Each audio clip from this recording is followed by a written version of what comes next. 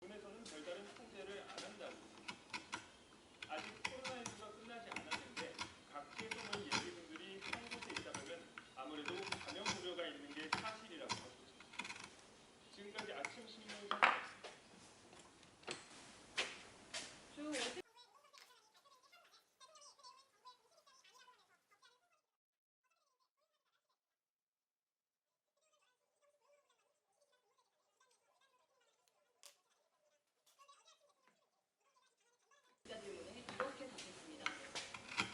내가 어제 보고를 마치 못하는데 아침에 언론에 나와서 제가 아침에 확인을 해보니까 노동부에서 발표를 한 것이 아니고 노동 시간의 좀 유연성에 대해서 좀 검토를 해보라고 얘기를 한 상황입니다.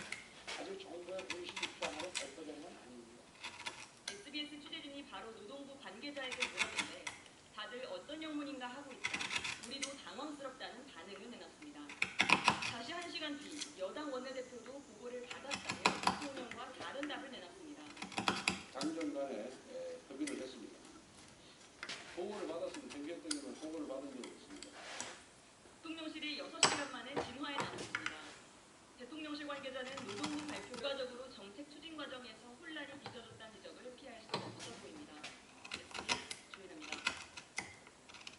전기요금을 올린다면 얼마나 올릴지 이번 주 안에 꼭 밝히겠다고 했던 정부가 발표를 다음 주로 미뤘습니다.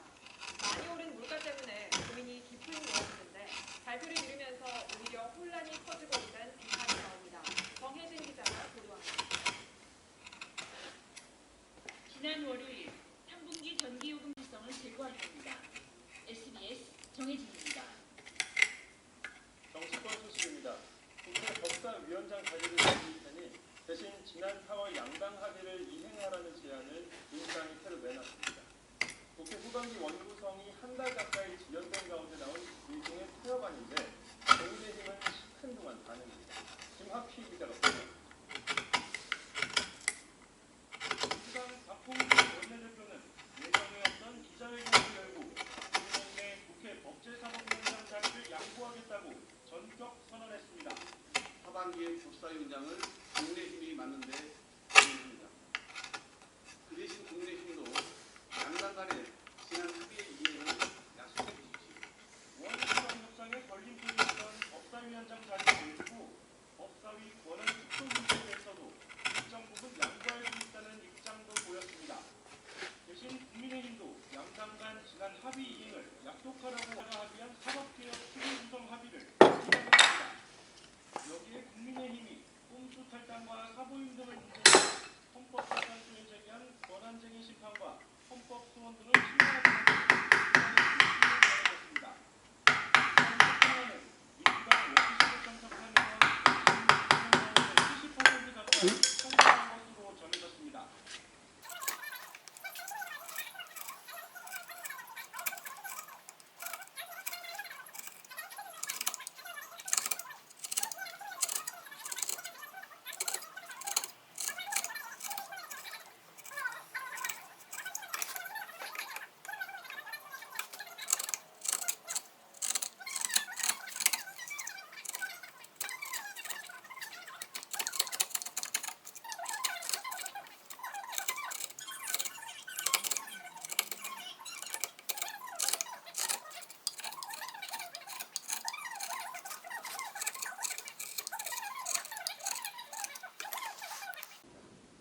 지자체 지원을 받기 위해 아동보호치료시설 신고를 그동안 3차례나 했지만 번번이 접수를 거부당했고 사비와 후원금만으로 버텨오다 숨진 공무원의 유족은 해경이 잘못된 수사 결과를 내놨다가 이제 양심 고백을 한 거라고 말했습니다. 홍기중 기자의 해양경찰청장을 포함한 치안감 이상 해경주의부 9명이 어제 오전 일괄 사퇴 의사를 밝혔습니다.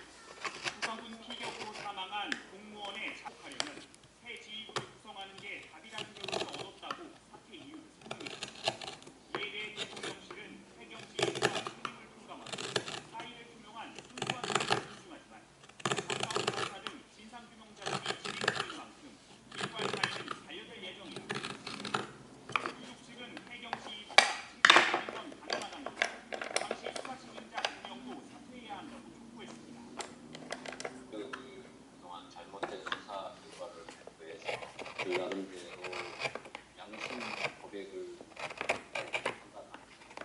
유족은 국민의 요청대로 피해자들이 간담회에도 참석해 지난 정부에 대해 비판했습니다. 사건을 보고받았던 청와대와 정부가 고인이 숨지기 전까지 무엇을 했는지 철저하게 밝히겠다고. 그래서 제가 아침에 확인을 해보니까 노동부에서 발표를 한 것이 아니고 노동 시간의 좀 유연성에 대해서 좀 를 찾은 조회사 공무원 지도부의 비판을